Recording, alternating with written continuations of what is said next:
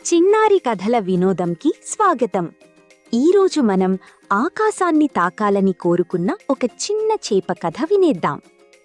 ఒక చిన్న నదిలో మినీ అనే చిన్న చేప ఉండేది.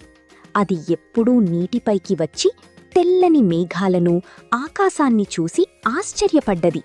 ఈ ఆకాశం ఎంత అందంగా ఉందో కదా అని అనుకుంది. ఒక్కసారైనా ఆకాశాన్ని తాకాలి అని కలలు కనేది. దాని స్నేహితులు నవ్వుతూ, మిమీ, మనం చేపలం కదా, నీళ్లలోనే ఉండాలి అని చెప్పేవారు. కాని మిమీ మాత్రం తన కలను వదలలేదు. అలా ఒకరోజు పెద్ద అల ఒక్కసారిగా పైకి లేచింది. ఆ అల మిమీని చాలా ఎత్తుకు తీసుకెళ్ళింది. మిమీ ఆకాశానికి చాలా దగ్గరగా వచ్చింది. మేఘాలు చేతికి అందినట్టుగా కనిపించాయి. ఆ క్షణం మిమీ హృదయం ఆనందంతో నిండిపోయింది. కొద్దిసేపటికి అల మిమీని మళ్లీ నెమ్మదిగా నీళ్లలోకి దించింది. మిమీ చిరునవ్వుతో అంది, ఆకాశం ఎంత అందంగా ఉంది, కాని నేను మెరిసేది నా నీళ్లలోనే.